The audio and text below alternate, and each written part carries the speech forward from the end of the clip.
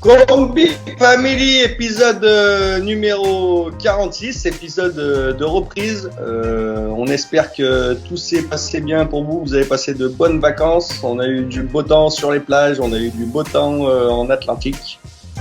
Mais malheureusement, c'est la reprise. Malheureusement, ou pas, parce que il y a eu pas mal d'actualités sportives et pas mal de reprises de sport un peu rapide, notamment la Ligue des Champions. On en parlera tout à l'heure, qui a été vachement accélérée avec un résultat plutôt attendu, je dirais. Du coup, au sommaire de cette émission, un ticket avec un match de hockey, Barkazan, il me semble. Donc le CSK Moscou contre les Barkazan. Barkazan et un match de tennis pour une fois, parce que niveau foot, il n'y a pas grand chose. Donc c'est Bonjour, hein. Match de tennis. L'US Open, Kristina Mladenovic contre Gracheva, la Russe, victoire de Mladenovic. Voilà. Et un match de NBA pour moi, le 7e match de play-off des Nuggets contre Utah Jazz, avec les Nuggets gagnants. Tu nous mets... Ouais, mais t'es allé tellement vite que tu m'as pas laissé dire que moi j'ai mis le CSK victoire en sec, parce que moi je les sens gagner et je les sens pas faire un match nul, parce qu'ils en ont dans l'historique, ils ont 2-3 matchs nuls déjà dans leur dernière rencontre. Un ticket avec une cote de combien? À plus de 2 comme d'habitude. Oh, c'est une cote stratosphérique, je dirais. Une cote à te faire péter les côtes. C'est une cote de 555. 5,55. Oula, des cotes auxquelles on n'est pas habitué. Du coup, vous l'avez compris, c'est la reprise, on va parler sport et on vous a donné notre ticket, et du coup, on va en débattre tout de suite après de nos choix. Comment ils vont les zinzins? Et comment ils vont, nos 32 abonnés?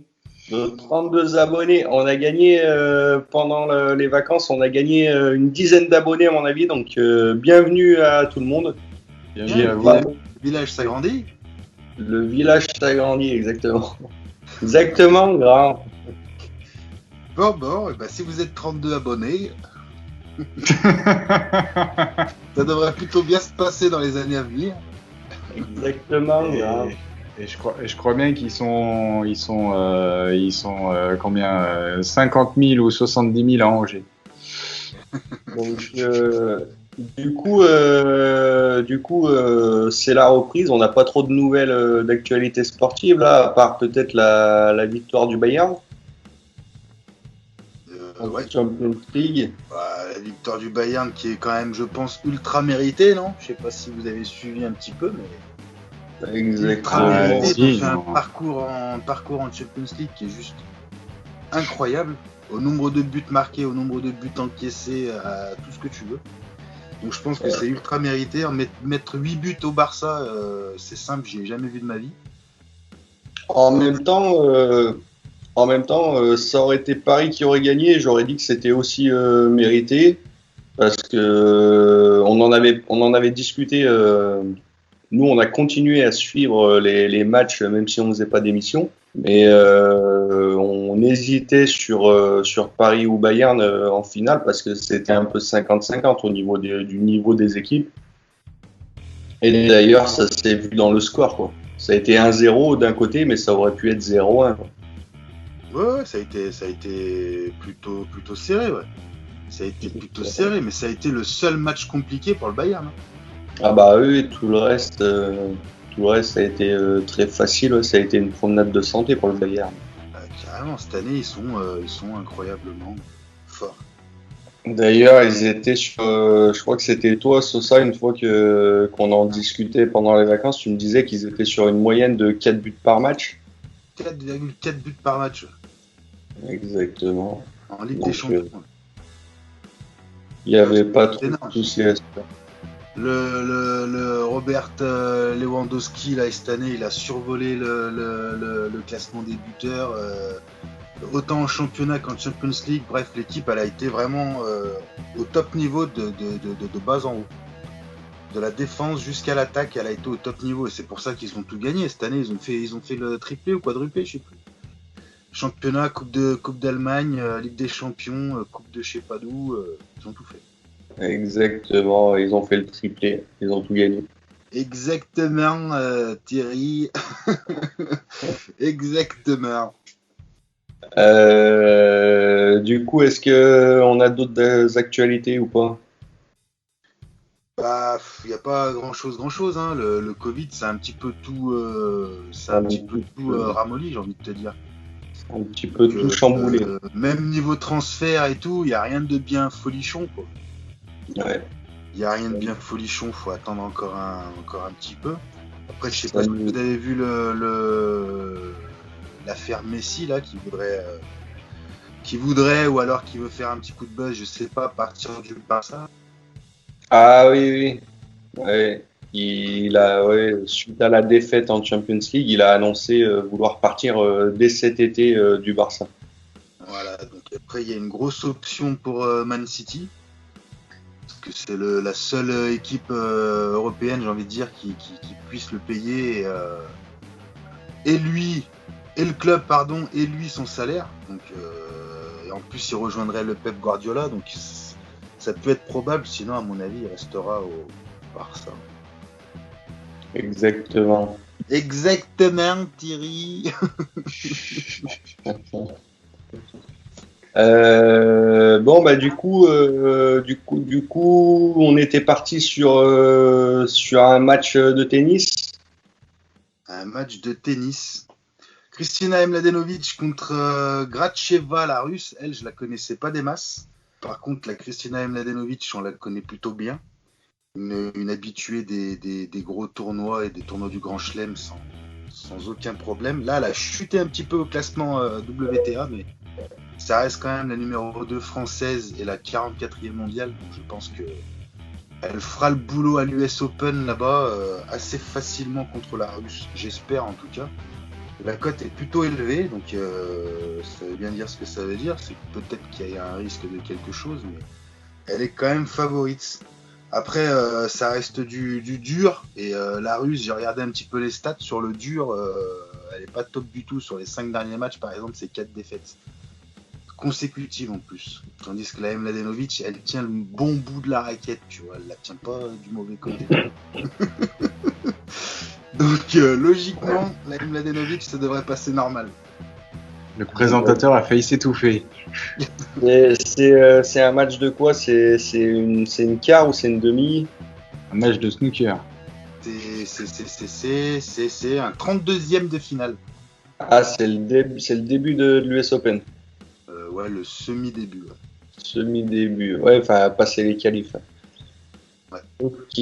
On continue du coup avec une analyse sur un match de hockey russe. Ok. Exactement. Exactement. Ouais. Analyse facile. Hein. Mais pourquoi du hockey russe? Parce qu'il y a plus de NHL. NHL, ils sont en train de finir leur playoff là. Ah d'accord. Donc et j'avais pas des grosses équipes là tu vois, je préfère le CSK avec les Kazans, tu vois, c'est la bonne grosse équipe que ça tape bien fort. Et comme je disais tout à l'heure, ils se sont tapés quelques matchs nuls dans leur dernière rencontre. Alors pas contre les Kazans, donc j'aurais dû dérouler un peu plus tout à l'heure, mais pas contre les Kazans, mais contre d'autres. Ils ont déjà eu 2-3 matchs nuls. Les Kazans, par contre, les dernières rencontres, ça a été, c'est le CSK qui a fait que les gagner. Donc puis voilà quoi, à voir ce que ça va donner. Il y a eu la coupure, tout ça, mais Peut-être les mecs, ils ont la rage. Mais je laisse. Ils craignent pas le virus, les Russes. À moins 40, ça. Moins 40 avec la vodka à plus 40. Voilà, et ouais, mais enfin, ces derniers temps, à Moscou, il devait faire plutôt plus 40 ou plus 50. Mais bon, le CSK à domicile, voilà, quoi, ils vont peut-être quand même bien. Ils vont pas me faire mentir. Ils vont pas oser. Préférence pour l'équipe à domicile. Ouais, déjà à domicile, j'ai voulu prendre le risque.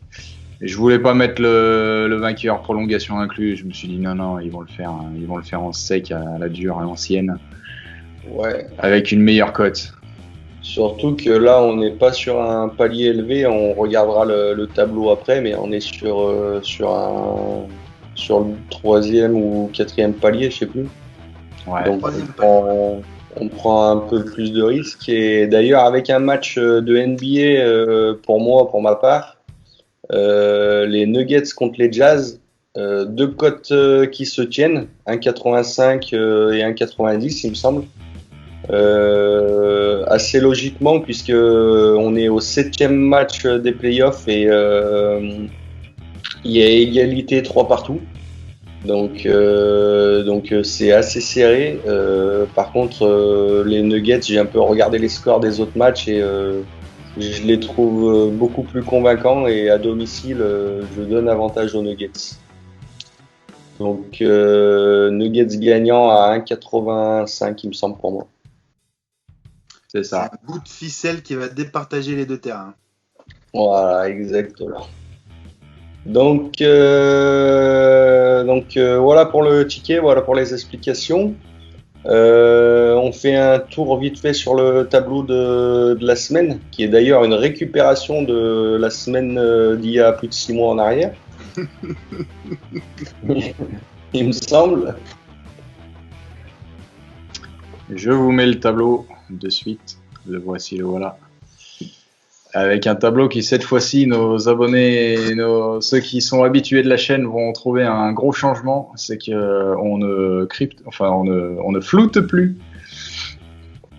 Il n'y a plus d'avis, il n'y a plus d'abonnement VIP. On est entièrement transparent sur toutes les conneries qu'on fait. La transparence, ça nous gagne. Donc voilà. Très bien. Tableau qui est pas mauvais, hein. Tableau qui est pas mauvais. On s'est croisé, mais le tableau dans l'ensemble, il est plutôt correct. Hein. Plutôt correct. Il y a On s'est croisé, quoi. On s'est croisé. Il manque une ligne. Ça aurait pu être. On n'était pas si loin. Exactement. Du coup, encore une fois, bienvenue à tous nos nouveaux abonnés, et aux anciens abonnés, j'espère que le nouveau format d'émission vous plaira. On a changé quelques petites choses. On a un peu bossé quand même pendant cette période de vacances. Non? Sans déconner. Ça a bossé sec. Ça a bossé sec. Exactement. Et puis, du coup, on rattaque comme d'habitude chaque semaine avec une belle reprise de Ligue 1 là, deuxième journée, des beaux matchs en prévision. Il devrait y avoir du beau match qui va arriver là. J'ai vu je sais plus si c'est vers la 6e, 7e journée là. Il va commencer à y avoir des jolis petits matchs en Ligue 1. Ouais, moi j'ai fait 2-3 paris dernièrement. Lyon gagnant, c'était assez facile, 4-1. Saint-Étienne gagnant aussi, c'était assez facile, 2-0. Nantes gagnant m'ont fait un peu peur, mais je les avais mis gagnants. Ils ont fait 2-1, mais ils se sont pris 2 cartons rouges à domicile, et ils se sont fait remonter par Nîmes. Ils se sont pris un but. Et ils m'ont fait un peu plus peur, alors que je les voyais plus costauds que ça. Mais c'est passé quand même. Non, il y a eu du beau match là, dans l'ensemble là, pour cette reprise. Du beau match, non. Il y a eu une belle réussite pour toi, mais il y a eu des matchs de merde, quoi. Ouais, mais un Lyon-Dijon ou un Lyon-Brest, ça me fait pas rêver, quoi. Ouais, non, mais du beau match, je veux dire, en paris sportif, avec des scores assez logiques pour Ouais, pour ce début. Un Brest-Marseille où Marseille a gagné 3-1, il me semble. C'est en termes de paris sportif que je parle que c'était assez logique, quoi. Et oui, sur ça, c'est la cote qui compte, c'est le gain qui compte. Non, mais moi, c'est la beauté du sport, con. Moi, c'est la beauté. On s'en fout de l'argent. C'est la thune qui compte. Bon, eh ben, j'espère que cette reprise aura fait plaisir à tout le monde. Ah bah carrément, moi, ça fait 2 jours que je bosse, je suis fracassé. C'est simple. Ah, ça me fait plaisir, tiens. Et ben, bonne semaine et bon pari et à la semaine prochaine alors. Ouais, la semaine Et la prochaine, il y bonne aura chance Tours. et les bons paris. La bonne chance et la bonne journée. Et allez, la bonne fin de journée. Hein. Bon fin de journée. Allez, ciao. Ciao.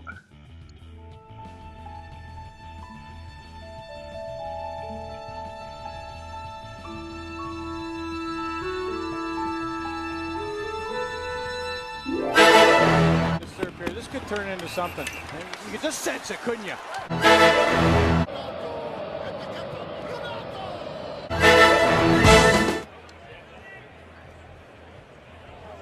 Totally defenseless. And then you can see when the arms Clinch. tighten in that span. To the